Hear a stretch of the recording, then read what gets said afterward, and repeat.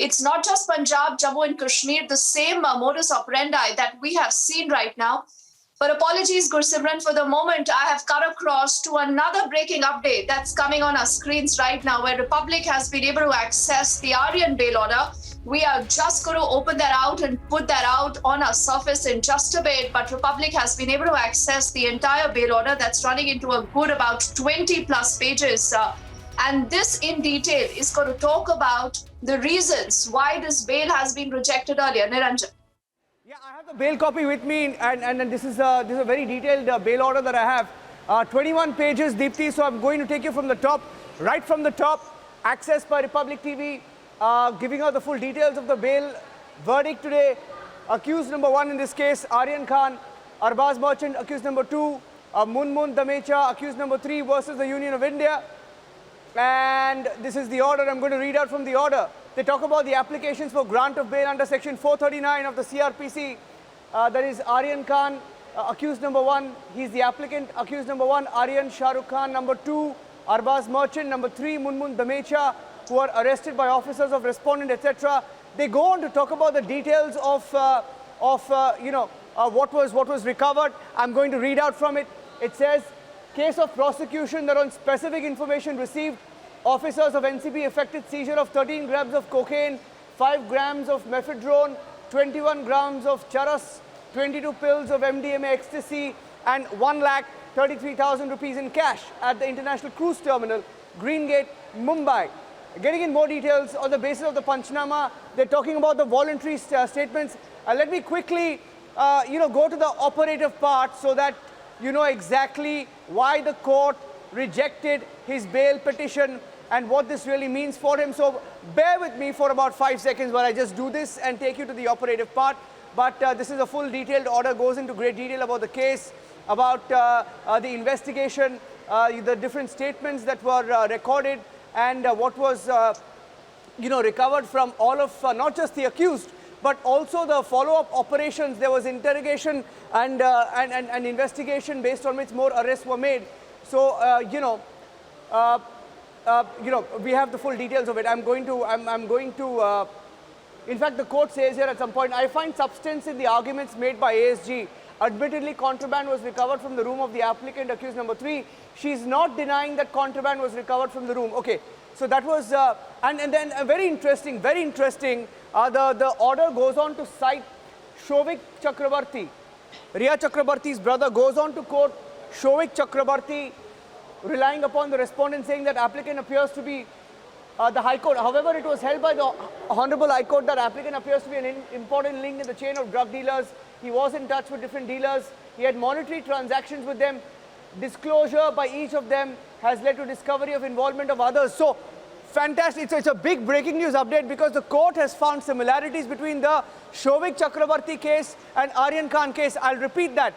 Similarities between the Shovik Chakrabarti case and the Aryan Khan case. The court is going on to talk about the important links, how both of them respectively were important links in their cases.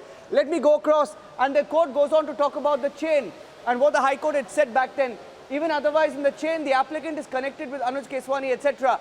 Let me go to the last page where the court has given the details of why the bail was rejected. Look at this. This is the order. I think this is the operative part. If the video journalist can just focus on this part, it says considering prima facie involvement. It says considering prima facie involvement of the applicants number 1 to 3. Prima facie, the court in its order has said considering prima facie involvement of applicants number 1, 2, 3, namely Aryan Khan, Arbaz Merchant, Munmun Damecha, in commission of grave and serious offence. Mark the words, Deepti. Words, commission of grave and serious offence. This is not a fit case of granting bail. The court has said in its order, this is not a fit case of granting bail. That is huge. The court has said prima facie involvement. Look at the, I'm just giving the breaking news points. Breaking news point number 1. The court has considered prima facie involvement of the applicant, namely Aryan Khan. The court has found prima facie involvement of Aryan Khan. Breaking update number 2. Commission of grave and serious offences. commission of grave and serious offences. Breaking point number 3. This is not a fit case of granting bail. And as discussed above, material placed on record prima facie shows that Section 29 of NDPS Act is applicable. Therefore, rigors of Section 37 of NDPS Act would apply. Therefore, it is not possible to record a satisfaction at this stage that applicants have not committed any offence under NDPS Act. Big observation by the court in its order saying it is not possible. Deepti, look at this. It is not possible to record a satisfaction at this stage that applicants have not committed any offence under the NDPS Act, which means the court is not convinced that they are innocent. That's as simple as I can put it. But going to point number 36, considering the evidence on record, it cannot be said that there are reasonable grounds for believing that applicants accused number 1, 2, 3 are not guilty.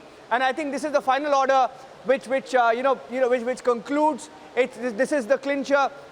The court has said in its verdict in the detailed order that evidence on record,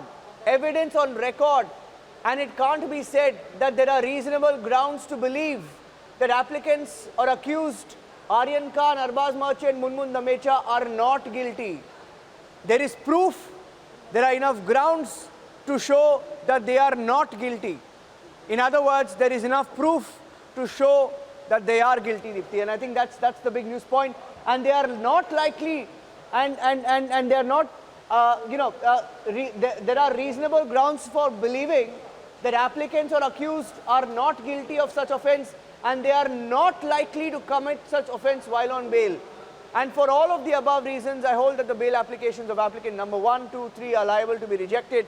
Hence the following order. Loaded order, very strong arguments, Deepti. And I'd like you to, I think I'm handing it back to you. I'll be here and I'll keep reading this out. But I think this is massive, because this goes on to sort of demolish all of the attacks that have been happening over the last few days and weeks. In fact, immediately after the bail order, NCP, I think, asked for a judicial probe into the officers involved in this investigation, and then you have this court order. I'm going to read out for all our viewers joining us on this breaking news broadcast. Look at what the court has said in its order on Aryan Khan. Aryan Khan order. The court is saying there is prima facie involvement of the applicants accused number 1, 2, 3. Prima facie involvement of applicants accused number 1, 2, 3 in commission of grave and serious offence. It's not a fit case for granting bail. As discussed above, material placed on record prima facie shows Section 29 of NDPS Act is applicable. Rigors of Section 37 of NDPS Act would apply. Not possible to record a satisfaction at this stage that applicants have not committed any offence under the NDPS Act. Point number two, considering the evidence on record, it cannot be said that there are reasonable grounds for believing that applicants or accused number 1, 2, 3 are not guilty of such offences. I'm going back to point number 32 and 33. Some critical observations also being made here. Just reading out more from here, because it's a breaking news story. I'm just reading out whatever we're getting in breaking news from the newsroom here. Moreover, while deciding bail application, apart from gravity and seriousness of the offence, antecedents of the applicant, possibility of tampering with evidence, likelihood of commission of offence if released on bail are the relevant factors that needs to be taken into consideration. Point number 33, as argued by learned ASG, though no criminal antecedents are there, from WhatsApp chats of applicant number 1, huge, massive breaking news update. The court has said, as argued by learned ASG, who was arguing for the NCP, the court has said, though no criminal antecedents are there, comma, from WhatsApp chats of applicant number 1, it is reflected that he was indulging in illicit drug activities. Huge. The court has said that WhatsApp chats show that accused number 1, Aryan Khan, was indulging in illicit drug activity. I'll repeat that line, and I think it's the most important line in the order. The court has said, as argued by learned ASG, though no criminal antecedents are there, from WhatsApp chats of applicant number 1, namely Aryan Khan, it is reflected that he was indulging in illicit drug activities. respondent contended that since all the accused, including accused number 1, are influential persons, they are likely to tamper with evidence of prosecution if released on bail. You know, Dipti, I think this is as powerful as it gets, because on one hand you have an emotional argument. You have an emotional argument being made by those who are backing Aryan Khan, the entire Bollywood brigade, not entire Bollywood brigade, but those who are blindly sort of taking a stand saying that it's wrong. I think this is the order of the court, and we should all respect the order of the court. And I'll hand it over to you. I'm here to break this down further. But Yesha and Priyanka have been hearing into this, Dipti. I'd like to hear also what they say. For now, I'd like to come to you. Just look at the words of the court in this order. Very, very powerful. And there's so many breaking news updates in this one order of 21 pages, Dipti.